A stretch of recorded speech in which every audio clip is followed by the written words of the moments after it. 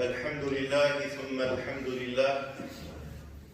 الحمد لله حمدا يوافي نعمه ويدفع نقمه ويكافئ مزيده، وما توفيقي ولا اعتمادي ولا اتكالي إلا على الله، عليه توكلت وإليه أنيب، وأشهد أن لا إله إلا الله وحده صدق وعده وأعز جنده ونصر عبده وهزم الأحزاب وحده، وأشهد أن محمدًا عبده ورسوله صادق الوعد، الرسول النبي الأمي، خاتم الأنبياء والمرسلين.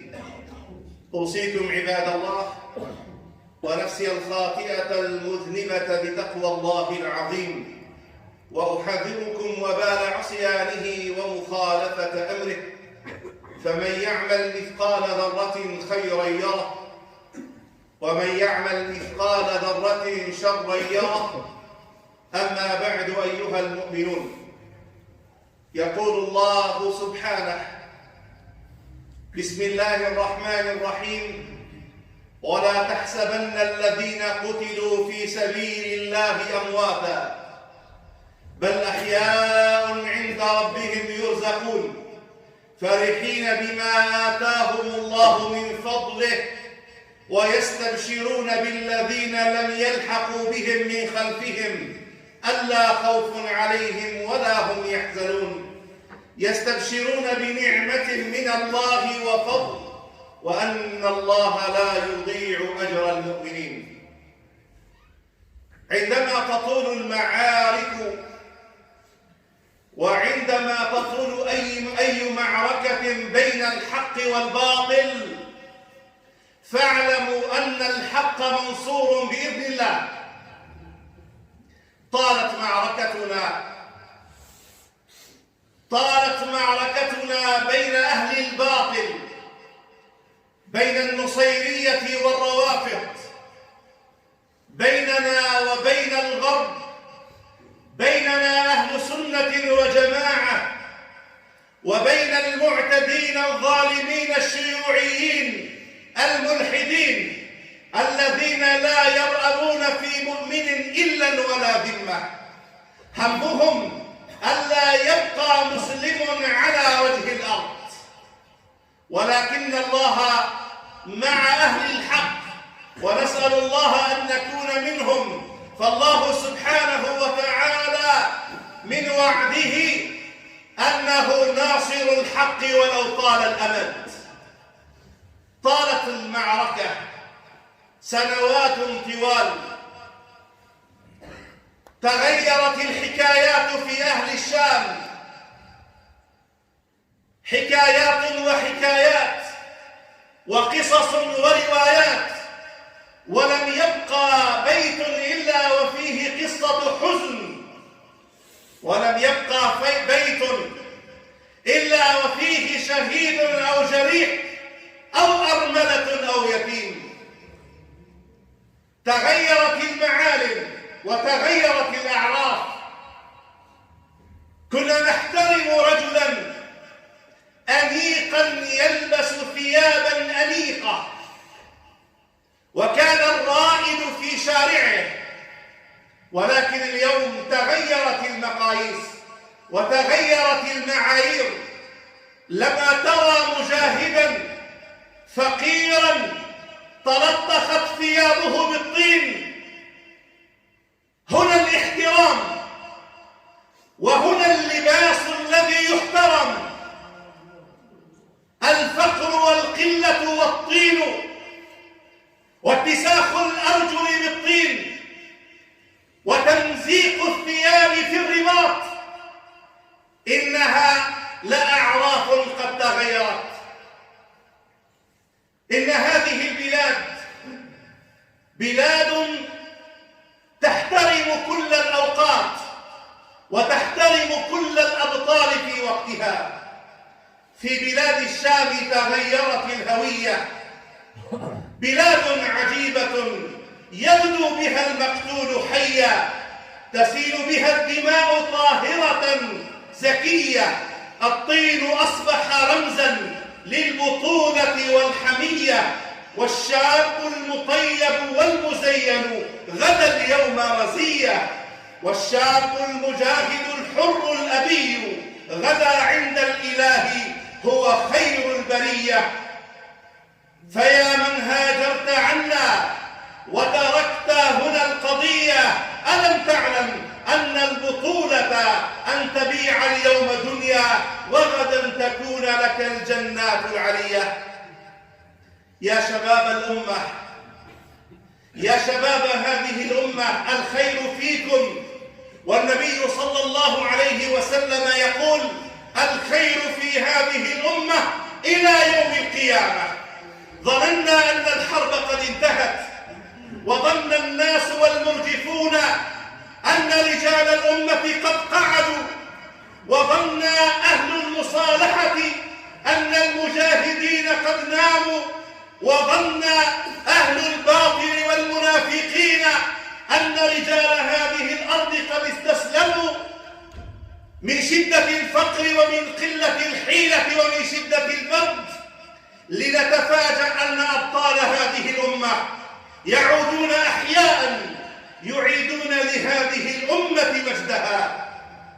لقد رأيتم وسمعتم في الأيام الخالية الماضية الأبطال الذين أسخنوا في العدو في غرب حلب، وفي جنوب إدلب، في جبل الزاوية، في الساحل، فصائل عدة، انغماسيون، شهداء. الخير في هذه الأمة إن شاء الله. يا من رحلتم وقدمتم أغلى ما عندكم واختلط دمكم بتراب هذه الأرض، يا شهداءنا الأبرار، لن ننساكم بإذن الله. ويا أبطالنا، ويا من رجعتم إلينا سالمين، أرجعتم إلى قلوبنا ورددتم إلينا الأمل، رددتم إلى قلوبنا أمل البطولة. إننا ننتظر منكم البلد الفلاني صديق إن شاء الله. هذه الكلمة اشتاقت لها الآذان، اشتاقت الآذان أن تسمع المنطقة الفلانية أصبحت صديق إن شاء الله. اشتاقت الأرض لأصحابها، واشتاقت البيوت لمن تهجر منها، واشتاقت القرى والبلدات التي تهجر الطاهرون منها، وقد حل فيها اليوم الشيعة والروافض الذين يلحدون وينادون يا حسين، والحسين منهم براء. حلب، دمشق، حمص، حماة، التشيع فيها على قدم وساق. وإننا إن شاء الله بهؤلاء الأبطال المنغمسون الذين يعدون أنفسهم، إننا إن شاء الله بهم منصورون. إننا إن شاء الله بهم منصورون. عن أي مصالحة يتكلم البعض، عن أي مصالحة يشير لها النظام، عن أي مصالحة تتكلم فيها روسيا، عن أي مصالحة أومأت فيها تركيا. لا والله، نحن عندنا شرط، نمد يد المصالحة إذا كانت أيدي الشهداء الذين ماتوا قبلنا ردوا إلينا ومدوا أيديهم فنحن خلفهم. أما غير ذلك فلا مصالحة. الحرب بيننا وبينكم، وقتلاكم في النار وقتلانا في الجنة، والله وعدكم الخذلان، والله وعدنا النصر بإذن الله عز وجل. يا أيها الذين آمنوا استجيبوا لله وللرسول إذا دعاكم لما يحييكم، واعلموا أن الله يحول بين المرء وقلبه وأنه إليه تحشرون. واتقوا فتنة لا تصيبن الذين ظلموا منكم خاصة، واعلموا أن الله شديد العقاب.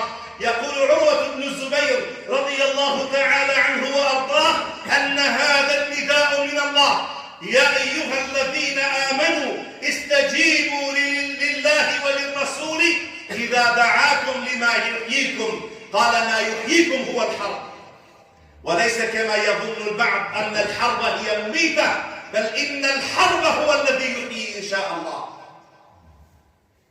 يقول صلى الله عليه وسلم: واعلم أن النصر مع الصبر.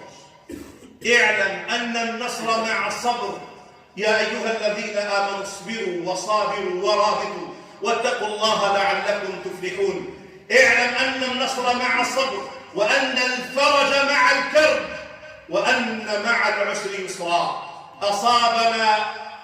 أصابنا الكرب وأصابنا العسر، وها نحن صابرون وننتظر من الله عز وجل إن شاء الله نصرا وفرجا ويسرا.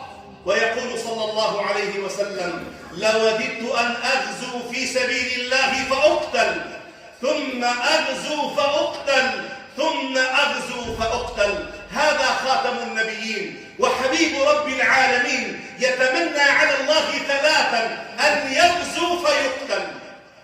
هذه أمنية الأبطال، هذا وعد الله سبحانه وتعالى أن يكونوا أحياء. نحن أهل الشام، والشام بلدتنا، سلكنا درب الجهاد وفيه عزتنا، وبالإيمان واستنارت قلوب من ضمائرها. غدا أصحابها من بعد موتهم شهبا، وفيها قال الرسول: الشام بغيتكم فهبوا إليها جميعا واهجروا الفتن. فيها رجال رضي الرحمن بغيتهم تركوا القصور واستوطنوا الخيم. فيها رجال رضي الرحمن بغيتهم تركوا القصور واستوطنوا الخيم. براميل موت رموها فيا لخيبتهم، قتلوا الرضيع والأمة وخربوا البلد. فينا رجال ما هانت عزائمهم، فثاروا جموعا تقذف الحمم، متجملين بصبر ما دانت ركائزهم. فهيئ لهم يا رب من أمرهم رشدا. لما سمعنا قصص هذه الأبطال، أن رجلا مهاجرا شابا فقيرا يطلب كما يطلب أي شاب. الشاب اليوم يطلب مسكنا، يطلب زواجا، وهذا الشاب يطلب فتاة فأهلها يرفضونه. لما الرفض؟ لأنه فقير مجاهد، فيتكلم قبل انغماسه مع زميله ومع رفيقه: ابحث لي عن فتاة، فقد طلبت فتاة ولكن أهلها رفضوني لأني فقير، لأني مجاهد، ولكن أنا اليوم منغمس في سبيل الله، فإذا لم يزوجوني فإن الرحمن سيزوجني من الحور العين. وكانت له أمنيته وقد كتبت له الشهادة، ونسأل الله عز وجل أن يكون قد حظي بما وعده الله. البطل الآخر لما يرى رفيقه شهيدا ينادي ويهلل: لا إله إلا الله، موتوا على ما مات عليه رفيقكم، موتوا على ما مات عليه رفيقكم. ونحن نقول عنوان هذه الخطبة: موتوا على ما مات عليه شهداؤكم. الموت بعزة، أو الموت بعزة، لا نحيا بذل أبدا. النصر إن شاء الله قادم، وخير ما نختم به هو بشرى أبطالنا ومجاهدينا أن هذه الفترة لم تكن فترة قعود لهم، إنما كانت فترة إعداد بالمعسكرات وبالدورات وبغيرها من التصنيع ومن التسليح. فاعلموا أنكم أقوياء وجل، وبعدها إن شاء الله بأبطالنا ومجاهدينا. فنسأل الله عز وجل النصر لهذه الأمة، وأن يكون عونا لمرابطينا ومجاهدينا، إنه ولي ذلك والقادر عليه. أقول هذا القول لي ولكم، فيا فوز المستغفرين، استغفروا الله.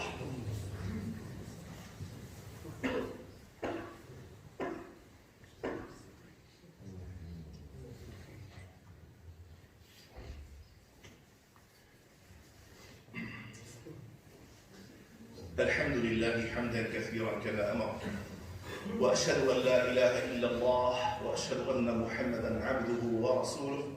أوصيكم عباد الله ونفسي الخاطئة المذنبة بتقوى الله العظيم، وأحذركم وبال عصيانه ومخالفة أمره. فمن يعمل مثقال ذرة خيرا يره، ومن يعمل مثقال ذرة شرا يره. إن الله وملائكته يصلون على النبي، يا أيها الذين آمنوا صلوا عليه وسلموا تسليما. اللهم صل على محمد وعلى آل محمد كما صليت على إبراهيم وعلى آل إبراهيم في العالمين إنك حميد مجيد. اللهم يا ربنا تقبل منا، اللهم تقبل شهداءنا، اللهم تقبل من مجاهدينا، اللهم اجعلنا من المنصورين يا رب العالمين.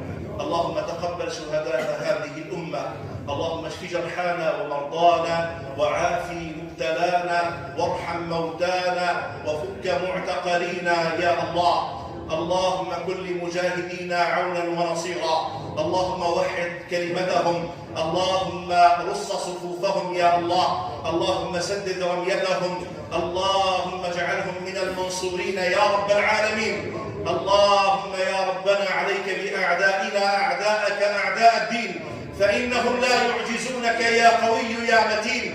أرنا بهم عجائب قدرتك، فإنهم لا يعجزونك يا الله. اللهم عليك بطاغية بلاد الشام، اللهم عليك بروسيا وإيران، اللهم عليك بحزب الله، اللهم عليك بالغرب، اللهم عليك بكل من تواطأ على هذه الأمة وعلى أهل السنة والجماعة في بلاد الشام. اللهم يا ربنا ارحمنا فإنك بنا رحيم، ولا تعذبنا فإنك علينا قدير. نسألك أن تغفر لنا وترحمنا، وأن تهدينا صراطك المستقيم. اللهم اغفر للمؤمنين والمؤمنات، المسلمين والمسلمات، الأحياء منهم والأموات. ربنا آتنا في الدنيا حسنة وفي الآخرة حسنة وقنا عذاب النار. وصلى الله على نبينا محمد وعلى آله وصحبه وسلم. إن الله يأمر بالعدل والإحسان وإيتاء ذي القربى، وينهى عن الفحشاء والمنكر والبغي، يعظكم لعلكم تذكرون. وأقم الصلاة.